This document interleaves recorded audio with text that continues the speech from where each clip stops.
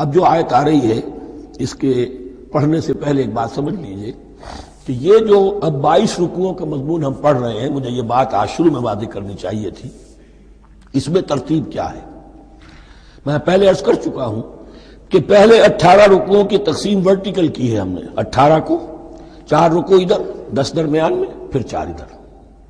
یہاں اب چلے گی ہاریزونٹل تقسیم، افقی تقسیم، اور اس کی بھی شکل کیا ہے کہ 4 مضامین ہیں کہ جو تانے بانے کے ساتھ بنے ہوئے ہیں، یا 4 لڑیاں ہیں مضمون کی کہ جن کو بٹ کر رسی بنا دیا گیا۔ وہ 4 مضامین کیا ہیں؟ مسلمانوں سے خطاب میں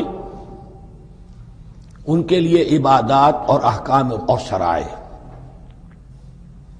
یہ واجب ہے، یہ کرنا ہے، یہ حلال ہے، یہ حرام ہے، نماز فرض ہے، روزہ فرض ہے، وغیرہ وغیرہ۔ اور 2 لڑیاں جہاد، جہاد بالمال، جہاد بالنفس۔ جہاد بالنفس کی آخری انتہا قتال ہے، جہاں انسان نقد جان ہاتھ پر رکھ کر، ہتھیلی پر رکھ کر میدان میں حاضر ہو جاتا ہے۔ جو جنگ میں گیا اس نے اپنے آپ کو موت کے لیے پیش کر دیا، بچ کر آ جائے تو بونس ہے۔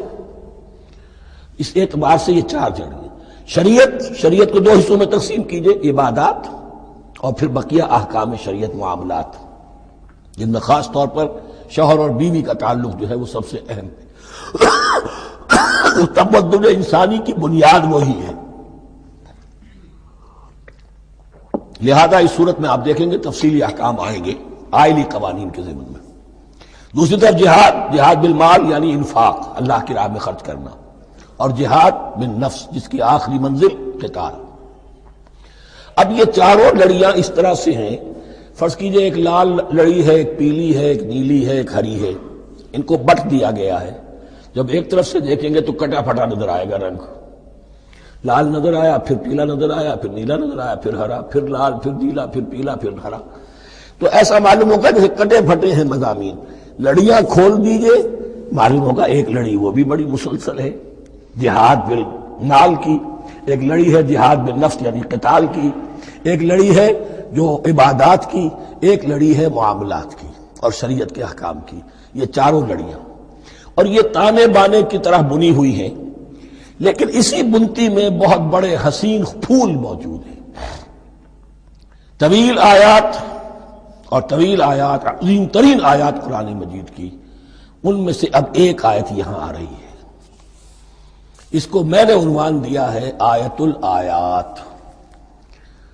ان فی خلق السماوات والارض واختلاف اللیل والنہار والفلک التي تجری فی البحر بما ينفع الناس وما انزل الله من السماء من ماء فاحیا به الارض بعد موتها وبث فيها من كل دابة وتصريف الرياح والسحاب المسخر بين السماء والارض لآیات لقوم یعقلون۔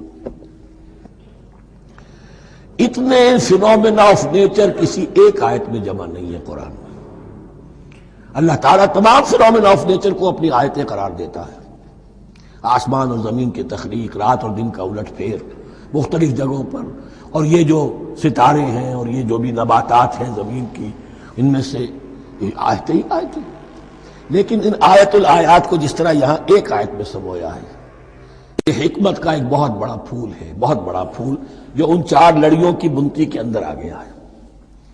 یقیناً آسمان اور زمین کی تخلیق میں اور رات اور دن کے الٹ پھیر میں، اور اس جہاز میں یا کشتی میں جو چلتی ہیں سمندر میں یا دریاؤں میں، وہ سامان لے کر جو لوگوں کو نفع دیتا ہے، بما ينفع الناس وما انزل اللہ من السماء من ماء، اور اس پانی میں کہ جو اللہ نے اتارا ہے آسمان سے، فاحیا به الارض بعد موتها، اور پھر اس سے وہ زندہ کر دیتا ہے زمین کو اس کے مردہ ہو جانے کے بعد۔ بے آب و گیا زمین پڑی تھی، بارش ہوئی ہے، اسی میں سے روئیدگی آ گئی ہے۔ وبث فیہا من کل دابہ، اور یہ تمام حیوانات اور چرند اور پرند جو اس کے اندر پھیلا دیے گئے ہیں۔ تصریف الریاح ہے، اور یہ ہواؤں کا چلنا جو ہے، کبھی پروا چل رہی ہے، کبھی پچھمی چل رہی ہے، کبھی مشرق سے آ رہی ہے، کبھی مغرب سے آ رہی ہے، تصریف الریاح ہے۔ والسحاب المسخر بین السماء والارض، اور ان بادلوں میں کہ جو معلق کر دیے گئے آسمان اور زمین کے درمیان۔ لآیات لقوم یعقلون، ان سب میں آیات ہیں، نشانیاں ہیں ان لوگوں کے لیے جو عقل سے کام لیں۔ ان کو دیکھو اور ان کے خالق کو، مدبر کو پہچانو۔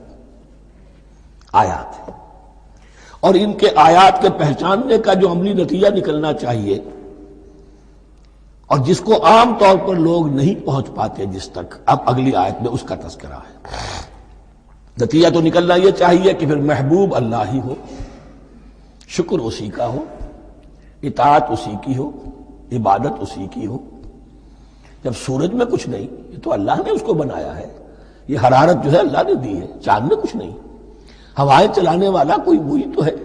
تو اب کسی شے کے لیے کوئی شکر نہیں، کسی شے کے لیے کوئی عبادت نہیں، کوئی ڈنڈوت نہیں، کوئی سجدہ نہیں، بلکہ صرف اللہ کے لیے، اور وہی مطلوب و مقصود بن جائے، وہی محبوب ہو۔ لا محبوب الا اللہ، لا مقصود الا اللہ، لا مطلوب الا اللہ۔ جن لوگوں کی یہاں تک رسائی نہیں ہو جاتی، وہ لوگ کسی اور شے کو اپنا محبوب و مطلوب بنا کر اس کی پرستی شروع کر دیتے ہیں۔ خدا تک نہیں پہنچے، اپنے نفسی کو معبود بنا لیا، جو یہ کہے کر رہے، معبود تو ہو گیا۔ ارأیت من اتخذ الہہ ہواہ، اپنے قوم کو معبود بنا لیا، قوم کی برتری کے لیے، قوم کی سربلندی کے لیے جانے بھی دے رہے، وطن کو معبود بنا لیا۔ اس حقیقت کو علامہ اقبال نے سمجھا ہے، اس دور کا سب سے بڑا بت وطن ہے۔ اس دور میں میں اور ہے، جام اور ہے، جم اور، ساقی نے بنا کی روش لطف و ستم اور، تہذیب کے آزر نے ترشوائے صنم اور، مسلم نے بھی تعمیر کیا اپنا حرم اور، ان تازہ خداؤں میں بڑا سب سے وطن ہے، جو پیرہن اس کا ہے وہ مذہب کا کفن ہے۔ نیشنلزم، ٹیریٹوریل، وطنی قومیت، وطن کی جے، یہ معبود بنائے بیٹھے۔